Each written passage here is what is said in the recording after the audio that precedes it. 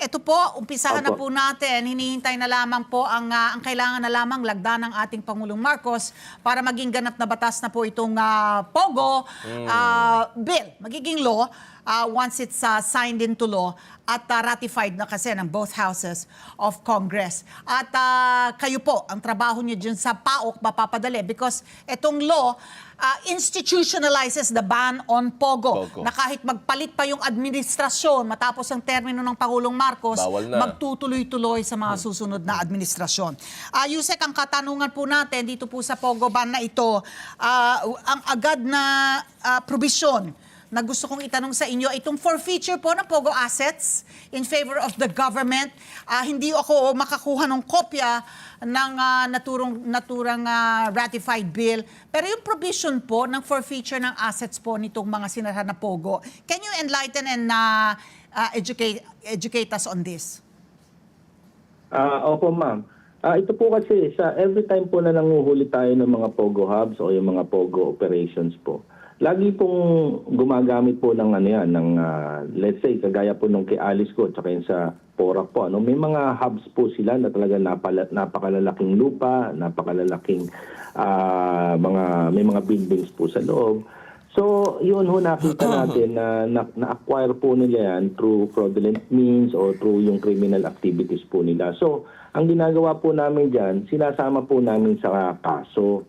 So, itong batas po na ginawa, ito pong total ban ng POGO, ito pong Senate approved, yung anti-POGO bill, talagang pinasok na po nila kasi po, nagagamit po kasi Ma'am Ali and Sir Weds, lalo na po yung pera, nagagamit po nila yan para makabili po ng mga resources nila, makakuha po ng mga connection para lumaki po yung kanilang network, which nagiging pahirap po doon sa mga nanguhuli at sa mga nag-iimbestiga. So, mas maganda po since tama po yung ito pong sa anti-POGO bill, sinaba po yan kasi po ginagamit po nila yan sa kalokohan po nila sa mga criminal activities. So tama lang po na isama po yung mga properties tsaka po yung mga resources na nanggaling po dito sa illegal POGO.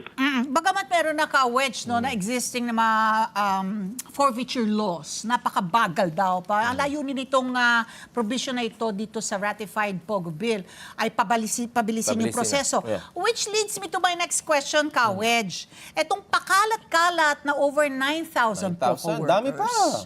Na hindi mo naman din matugis at mahulid, bagat walang paglalagyan. Dahil nga, ikaw nyo nga, Yusek, abay, overcrowded. Wala na talagang pagsisidlan. Ito po mga dayuhan waiting to be deported na ilang buwan na yan. Magkano daw? 2 million a month ang gastusin po ng PAOK to feed them at yung para sa healthcare nila. Which leads me to my question, ito pong yung mga bakanting mga building sa Tarlac. Sa Bamban Tarlac, bakanting building dito pwedeng po, magamit. napakalaki, di ba? Sa Porac, Pampanga. Ito po ba ay maaari natin later on kapag forfeited na po ito, I don't know the status kung forfeited na in favor of the government, maaring gamitin na extension ng ating detention facility while they are awaiting kasi kahit yung may kaso yata nandiyan no? Correct. Or awaiting deportation. Yusek? Pwede po yan. Actually, ginagawa na po natin yan, Ma'am Ali. Kung maalala niyo po, itong Pasay POGO hub na nakuha po natin, ginagamit na po natin kulungan yan. Yan na po yung sinasabi nating overcrowded. Umabot po tayo sa 800 hanggang 1,000 yung nakakulong po dyan. At yun nga yung sinasabi niyo, yung sa Banban POGO, yung sa Porac POGO, maganda po yung suggestion nyo. Talagang yan po ang pinag-iisipan namin. Once na pinatugis na po talaga ito ng puspusan itong 9,000 to 10,000 na mga POGO workers na nagkalat. Kasi kailangan po talaga natin ng maayos na kulungan para at least hindi naman ho nila sabihin sa atin na como sila ay gumagawa ng krimen dito sa ating bansa. Talagang hindi na natin i-observe yung human rights nila. So, tingin ko po maganda kung i-convert po natin na gawin na talaga nating kulungan din ng mga hahabulin pa natin na 9,000 POGO workers. Yung nagkalat po dito sa atin ngayon.